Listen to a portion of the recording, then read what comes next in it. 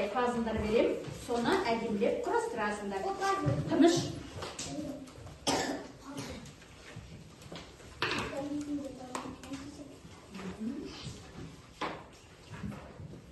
Сіздер мынаны ортаға былай құрастырыңыздар.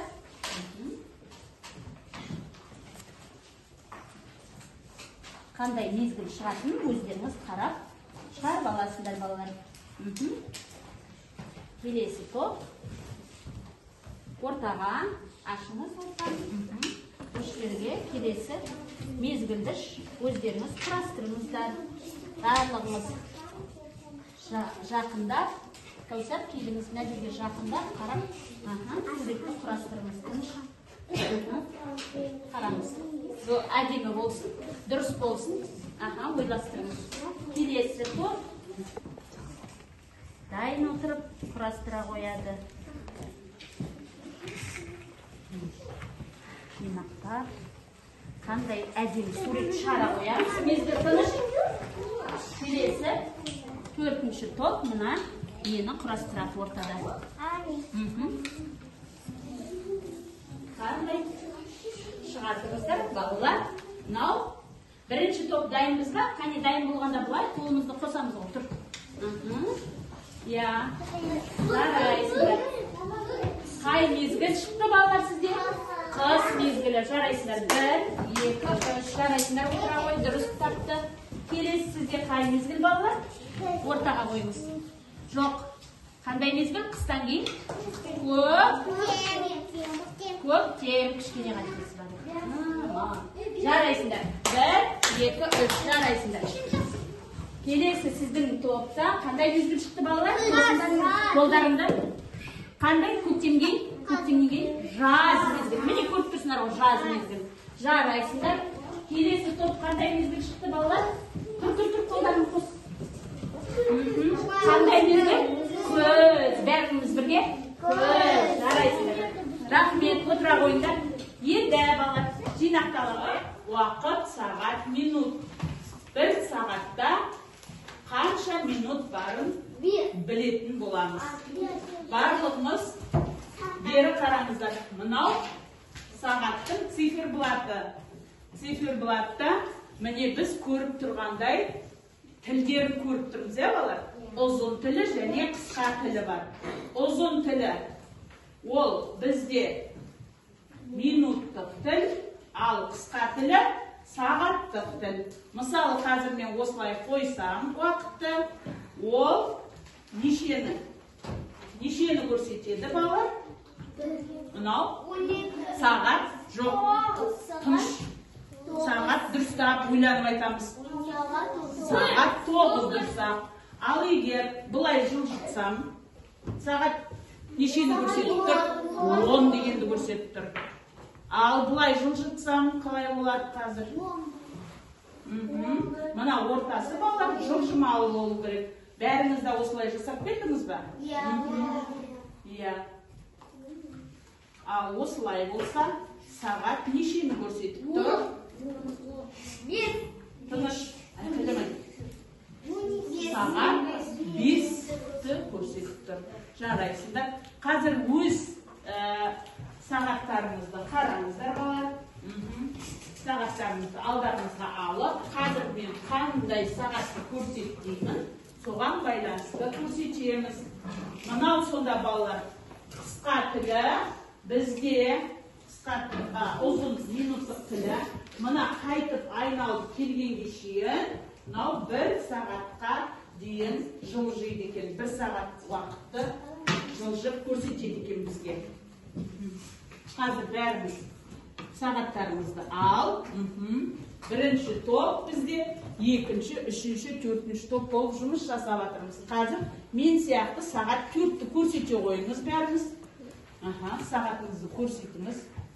Минуттық тілі ұзын тіл, ал қысқа тілі сағаттық тіл. Сағат 4-ті көрсете қойыңыз. Қане? Өздеріңіз мына не бойынша, сағат бойынша келтіріп, бірінші тапсырмаға орай көрсетесіңдер. Үшінші топ сіздер мына тапсырмада сағат нешені көрсетіп тұрған мына торкөздің ішіне жазасыздар. Қай сағат нешені көрсетіп тұр? Жақсы ма? Келесі 4-ші топта мына жерде сіздердің әр қайсыңызға тапсырма берілген болатын. Соны шығарасыздар. Дәптерге жазып шығарасыздар.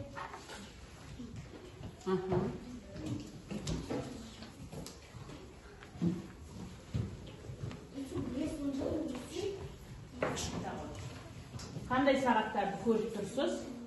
Бірінші суретте қандай сағат? Қаттечіш? Электронды сағат дұрыс. Екінші қол сағат дұрыс. Үшінші құм сағат. Ой, жарайсың. Ертедегі адамдар құм сағатты пайдаланған. Жарайсың. Керемет. Үш шапалақ балалар. Жарайсың. Келесі топ айта қойыңыздар. Ана не бойынша, бірінші тапсырма бойынша сіздер міне нелеріңізді бір сағатта неше минут бар деп үйреніп жатырмыз балалар. Бір сағатта 60 минут бар. Ал сағаттарыңызды қойып көріңізші. Өздеріңіздің айналдырып, мына бірінші кіммен екі оқушы міне Сәуле мен Әли ұқсап көрсетіңіз. Бірігіп отырып істеңіз, жұбыңызбен болмаса. Серем. Қайсы? Ұзын тілі қай жерде, қысқа тілі қай жерде тұру керек? Міне мынаған қараңыз. Көрсетші. Мынау екіде тұру керек. Ұзын тілі. Қысқа тілі бірде тұру керек. Дұрыс. Ол не деген сөз? Дұрыс. Қысқа тілі. Екіні көрсетіп тұр. Олай болса сағат 2 деп жазуыңыз керек еді. Немесе 12-ден кейін 13, 14 деп жазуыңыз керек еді. Келесі сағат нешені көрсетіп тұр балалар? Сағат 3. 3-ті көрсетіп тұр. Сағат 3 деп жазуларыңыз керек еді. Қате жазыпсыздар? Келесі үйреніңіздер, үйде көбірек үйреніңіздер балалар. Келесі шығардық па тапсырманы? Оқи қой. Өрнегіңді оқи қой. Жоқ, дәптеріңізден шығарғаныңызды оқы. Нәтижесі. 30 бен 20-ның қосындысы 50, дұрыс. 20-ның айырмасы 80. Дұрсақ, жарайсың. Келесі Нұрислам оқи қой. 40-тың 90, дұрсақ. 30 бен 20-ның қосындысы дұрыс. Керемет. 20-ның айнасы 80. Жарайсың. Үш шапалақ балалар. 1, 2. Халық ертегісі мен 4 орыс ертегісін оқыды. Ол қанша қазақ халық ертегісін артық оқыды. Ертегіде балалар біз алдымен есептің несіне мән береміз? Алдымен есептің шартын құру үшін ондағы сұраққа мән береміз. Алдымен не туралы айтылған есепте? Қазақ халық ертегісімен және орыс ертегісі туралы айтылған. Неше қазақ халық ертегісі нешеу дейді? 6 дейді, дұрыс. Ал орыс халық ертегісі нешеу дейді? 4 дейді. Бізге нені сұрап тұр? Қанша ертегі не дейді? Қанша ертегісі жоқ? Қанша қазақ халық ертегісі артық дейді? Номер 3.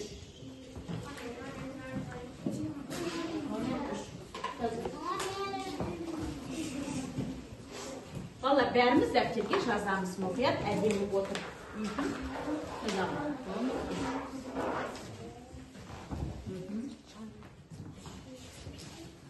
Таптадай.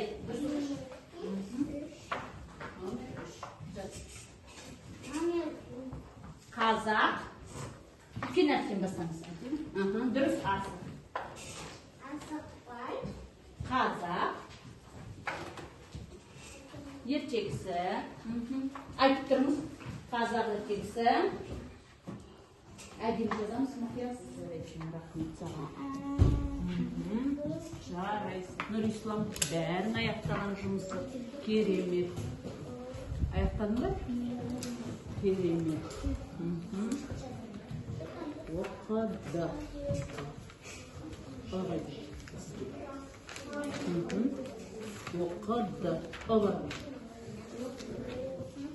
Оқыды. Жарайсың.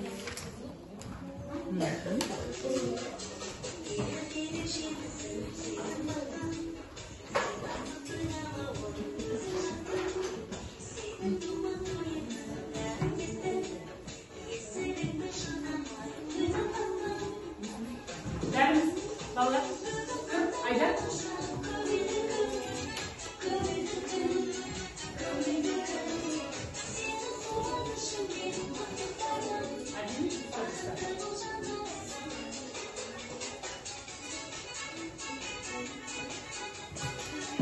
Көңіл дәрі жасаймыз, балалар. Дегай.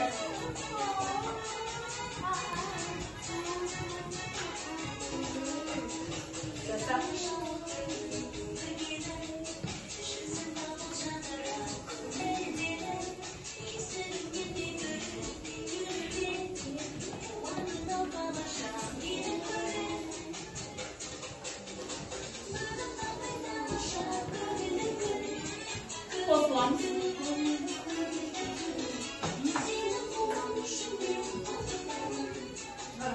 Номер қанша? Қосымша тапсырма бұл.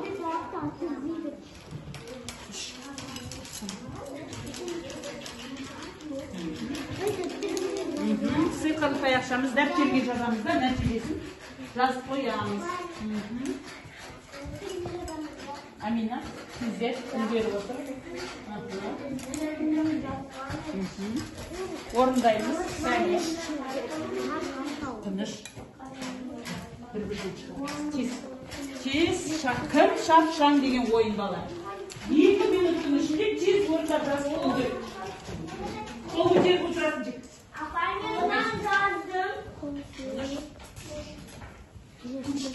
Ладно, нешеде? Қазір тексеріп түсінайын керек. Ақылды балаларым менің. Ой, керемет балалар. Жарайсың. 100 азайту 20, 80 азайту 40. 40, жарайсың. 40 қосу 20.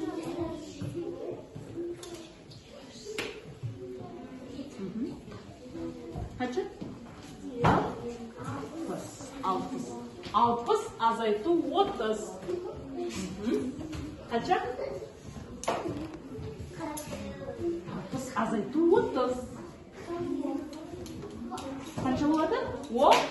30 var. 30 azaytı 10. 20 jaraysın. 20 bulamayız falan. 70 kosu 20. Yes, Amina. 90. 90 azaytı 40.